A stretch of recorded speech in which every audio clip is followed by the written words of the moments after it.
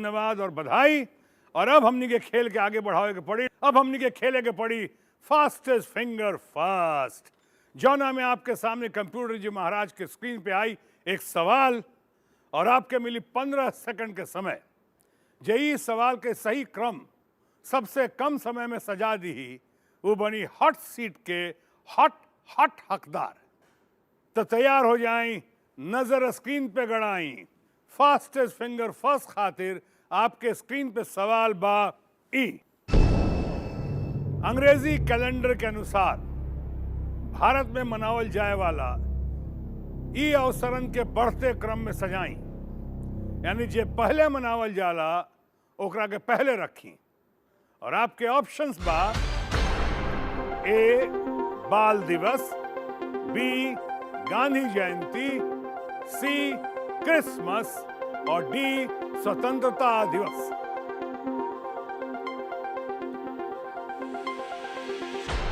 समय समाप्त भइल और सही क्रम बा डी स्वतंत्रता दिवस, बी गांधी जयंती, ए बाल दिवस और सी क्रिसमस। और सबसे कम समय में जवाब देने वाले राजेश सिंह।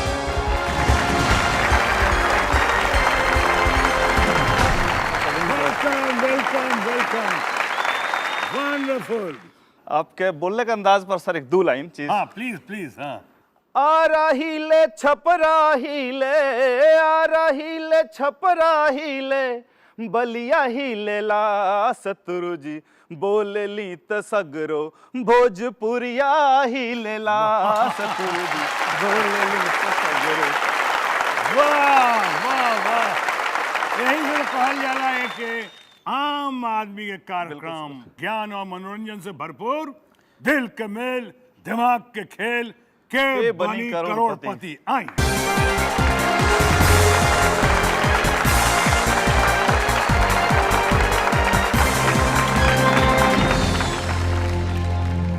हमारे सामने हॉट सीट पे बैठे हुए हैं अहमदाबाद गुजरात से आए राजेश सिंह जी, जे कुशीनगर उत्तर प्रदेश के मूल निवासी बानी। आई देखल जाओ कंप्यूटर जी महाराज से यहाँ के अपना बारे में का बतौले बानी, देखल जाओ। हमारा नाम राजेश सिंह है। हम कुशीनगर जिला के बिरेड गांव से संबंध रखे तनी। अभी हम अहमदाबाद में फाइनेंस कंपनी मैनेजर के रूप में काम करतनी। म्यूजिक के क्षेत्र में देखी तो हमके गाना गावल थोड़ा बहुत शौक बा। बीट तबला टेबल पर दे लेनी, चुटकी से बजा लेनी। जब हमारा फोन आयल के बनी करोड़पति से कि आपका चयन हो गई बा, तो हमके एकाएक शत्रु जी के उद्देश्य याद आयल जो मैं प्रोमो में आके वहाँ कहीं कि शायद एक फ़ोन कॉल जिंदगी बदल दे। हमको बुझाइल कि बस हमारी ज़िंदगी बदले खातिर फ़ोन आयल बा और ये फ़ोन हमारा खातिर बहुत खास बा। हम यहाँ से जितना रुपया भी जीत के जाए वो हमारा कोशिश रही कि अपने क्षेत्र खातिर, अपने इलाका खातिर, वो लइकन खातिर जेके कोनो गाइडेंस नहीं है कैरियर खातिर, जे हमारे तरह स्ट्रगल कैले बा चाहे करता, ओकरा खातिर एक संस्था बनाई जे हर जगह अपन शाखा खोल के सब लइकन के गाइडेंस करे, ओकर दिशा निर्देशन दे। बहुत बढ़िया। एक टेलीफोन कॉल शायद जिंदगी बदल जाए। आपके साथ के आयल बा? हमार बुआ आयल बड़ी। बुआ जी प्रणाम। राम। स्वागत बा आपके। राजेश जी, आपके शादी में आपके साथ कुछ मजेदार घटना घटल रहे, आपके साली और साला के साथ का भइल रहे? सर अपने यहाँ प्रथा बा कि जब शादी हो जाला तब कुलदेवी जन देवकुर कहल जाला, वहाँ ले जाकर गोड़ लगवाल जाला दूल्हा दुल्हन से। तो हमके ले गए लोग कमरा में कि चली कुलदेवी के गोड़ लागली। तो हम कहनी कि आखिर दोनों के साथे लेला, हमारे वाइफ के भी। कल नायरो चली, बाद में अलग से कली हैं। गई नहीं, कमरा अन्हार रहे, कोने में जब कूड़ लगनी तो कोनो आदमी पैर बुझाइल तो लाइट जला दिल तो हमारे मेहरारू को जब बैठौले रहे लो। वाह वाह। तो हम कह तब से जो पैर में पानी है तो हाथ के पैर में पानी है ना, चरणों में समर्पित हो गई नहीं जैसे कोई। वे बड़ी बेजात हमेशा कहले लो कि एक बार कोड़ छू लेबे तो छुले रही हमेशा। अब तो कोई चारा नहीं खे, वही रहे के पड़ी। अब नियम सब पता बा कि नियम बताई? जी नियम पता बा, लेकिन एक पहले एक छोट सा अपने वहाँ लड़का के जन्म होला। हाँ। एक सोहर गावल जाला। हाँ। भोजपुरिया केबीसी के जब जन्म भइल असो तो एक सोहर हम चाहब कि हो जा ओके लड़का के मनोकामना खातिर। जुग जुग जिए भोजपुरिया के बीसी आइला गनवा हो भैया उतरी है केतनन के घरवा सरगवा के चनवा हो भैया उतरी है केतनन के घरवा सरगवा के चनवा हो। वाह, तालियां। तब तो बहुत मजेदार शुरुआत भइल। और आई खेलल जाओ दिल के मेल दिमाग के खेल के बनी करोड़पति।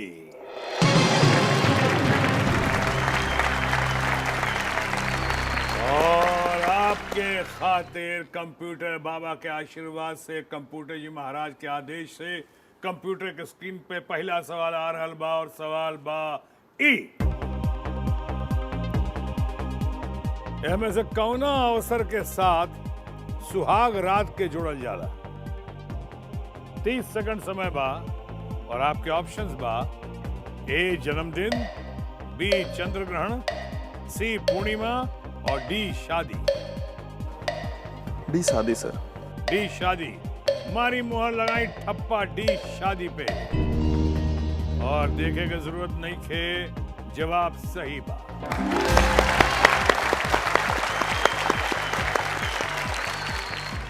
दूसरा सवाल 2000 रुपया खातिर कंप्यूटर के स्क्रीन पे आ रहल बा और सवाल बा ई।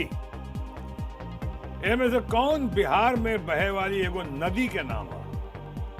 और आपके ऑप्शंस हैं ए बूढ़ी गंडक, बी प्यासी पुनपुन, सी कमसिन कोसी और डी गोरी गंगा। ए बूढ़ी गंडक। ए बूढ़ी गंडक। मार दी मोहर लगा दी ठप्पा। हाँ जी। बहुत जोर बा, ठीक बा। ए बूढ़ी गंडक में मारी मोहर लगाई ठप्पा।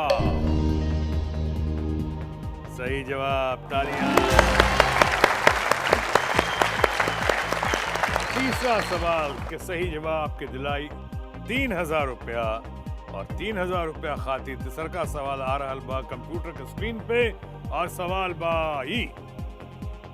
एमे से कौना देवता के एक पैर पे तांडव करत दर्शावल जाला? ऑप्शंस बा ए कृष्ण जी, बी गणेश जी, सी शिव जी और डी हनुमान जी। सी शिव जी। सी शिव जी। गुड। मारी मोहर लगाई ठप्पा। सी पे मारी मोहर लगाई ठप्पा और सही जवाब।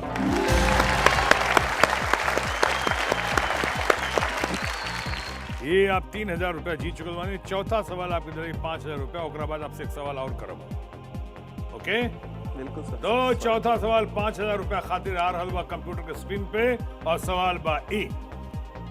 एमे से कौन एगो अभिनेत्री के निक नेम के साथ साथ उनकर एक फिल्म के शीर्षक भी बा? क्लियर बा?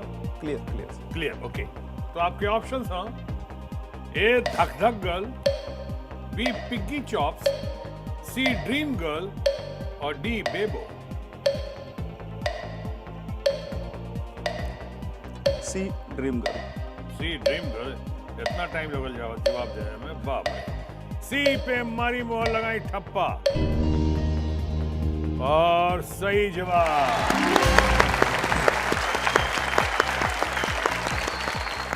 आपके बहुत ख्वाहिश रहे गायक बने के? संघर्ष नहीं रही तो हम शायद कहीं और रहते।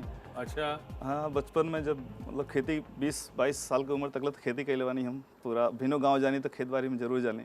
तो उतनी पर यह रहे कि कोनो तरह पढ़े के बा, पढ़ के नौकरी करे के बा। तो जैसन होला पहले इतना अपॉर्चुनिटी भी नहीं रहे, गार्जियन लोग के इतना भरोसा भी नहीं रहे कि कुछ कह पाई हैं। तो जितना हमारी इच्छा रहे सिनेमा चाहे गौले के, तो मार के सिवा कुछ नहीं मिला। अच्छा। कि चलो पढ़ो। बड़ा पे बेंच से, टेबल से, हाँ, वो तबला और बीट सारा सूटकेस से कहीं भी बजा ली। हम 7वीं क्लास में हमारे बगल में जो लड़का पढ़े सुदामा यादव, वो बहुत बढ़िया ढोलकिया रहे। तो बजावे तब एक दो बार बजौले में भाव खा के हम नहीं बजाए, तब देखत देखत पकड़ लनी हम, फिर बजावे का गई। अच्छा जी। इंस्ट्रूमेंट बजावे के शौक बा? जी बिल्कुल। कौन कौन इंस्ट्रूमेंट बजावे नहीं आप? बांसुरी तबला बजा लेनी और बाकी गिटार पे हाथ लगवा लेनी। गिटार खरीद नहीं पौलनी उतनी पर। चली एक बार करी एकदम अच्छा खेली और जीतब और तो गिटार भी आ जाई और बाकी साजो सामान भी आ जाई। तो पांचवा सवाल आ रहा बा आपके खातिर। सामने बैठे हुए हैं अहमदाबाद गुजरात से आए हुए राजेश सिंह जी, जो 4 सवाल के सही जवाब देकर जीत चुकल बाड़े 5,000 रुपया। और अब आपके खातिर पांचवा सवाल आई, जे बहुत महत्वपूर्ण सवाल हो जाई, काहे कि एकरा बाद समय सीमा थोड़ा बढ़ जाई और साथ ही साथ अगर इस सवाल के सही जवाब आ जाए तो 10,000 रुपया आपके खातिर कम से कम मिनिमम गारंटी हो जाए। पांचवा सवाल 10,000 रुपया खातिर कंप्यूटर के स्क्रीन पे आ रहा बा और सवाल बा ही इनमें से कौन जोड़ी के सही मिलान नहीं खे। और आपके ऑप्शंस बा ए अभिनव बिंद्रा ओलंपिक रजत पदक, बी सुशील कुमार ओलंपिक कांस्य पदक, सी लेंडर पेस ओलंपिक कांस्य पदक और डी राजवर्धन सिंह राठौर ओलंपिक रजत पदक।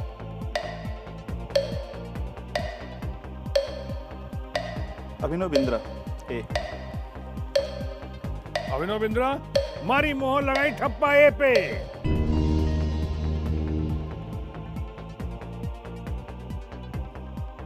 सही जवाब।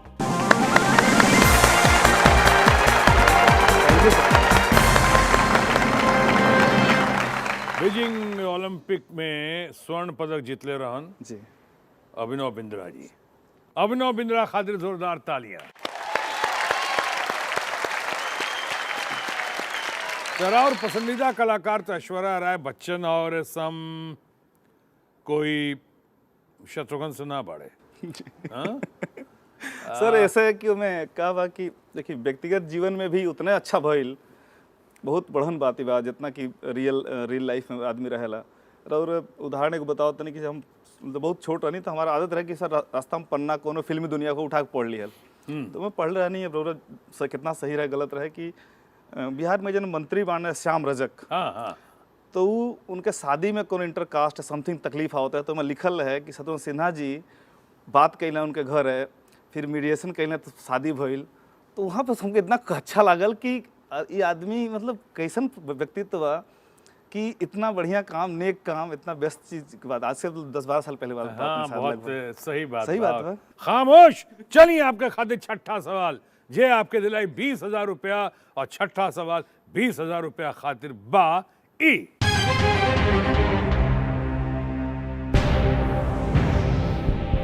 ई संवाद कौना फिल्म के हो। 45 सेकंड समय हो गई, डायलॉग पेश किया जाए। आज से बिहारी का जिंदगी का हर सांस, हर पल का एक ही मकसद होगा, तुम्हारी बर्बादी। बकवास बंद कर। बस एलिया, इस वक्त तू होश में नहीं है। अगर तू अपने दोस्त को नहीं समझ सकता तो चला जाए। हाँ, जा रहा हूँ, लेकिन तुमको दुश्मनी का चैलेंज देके जा रहा हूँ। खामोश। और आपके ऑप्शंस बा ए कालीचरण, बी खुदगर्ज, सी दोस्ताना और डी काला पत्थर। सर जौन आवाज के सुन के बड़न भइल बानी भुला नहीं सकेनी। खुदगर्ज। खुदगर्ज, पहले ही ताली बजवा दी। खुदगर्ज, मारी मोहर लगाई ठप्पा बी खुदगर्ज पे और ताली बजाओ जाए। सही जवाब। Very good. जो आवाज वैसने बा सर, कोनो फर्क नहीं है। हम सब नहीं समझता नहीं जाए कि कोनो लाउड स्पीकर या माइक्रोफोन में कमाल हो कि इतना तगड़ा आवाज बा, बुलंद आवाज बा, लेकिन माइक्रोफोन हटा दिया जाए तब वो शायद इतने आवाज आई। So sweet. अब बहुत, अब तो हम एकदम बहुत नरम हो गए नहीं सुनने के बाद। लेकिन आप बताएं कि आप गरम दिल हैं कि नरम दिल? आप एक साथ अटल बिहारी वाजपेयी जी के पसंद करेनी तो दूसरा तरफ नरेंद्र मोदी जी के। जी मामला का बा? सबके अलग अलग व्यक्तित्व होला। नरेंद्र मोदी जी के जो पिछला 10 साल से हम देखा तनी जो व्यक्तित्व बा, जो सोच बा, जो दूरदर्शिता बा, वो अटल बिहारी वाजपेयी में जो अस्थायित्व बा, जो सकारात्मकता बा, जो मिला के चलने की क्षमता रहा, दोनों अपने अपने जगह पे सुपर बा, एकदम अल्टीमेट जन कहल जाला। वाह, आपके बहुत क्लैरिटी बा आपके सोच में तो फिर आपको अमिताभ बच्चन भी पसंद है और शत्रुघ्न सिन्हा भी पसंद है। बिल्कुल तो सर। दोनों में का खास बात बा?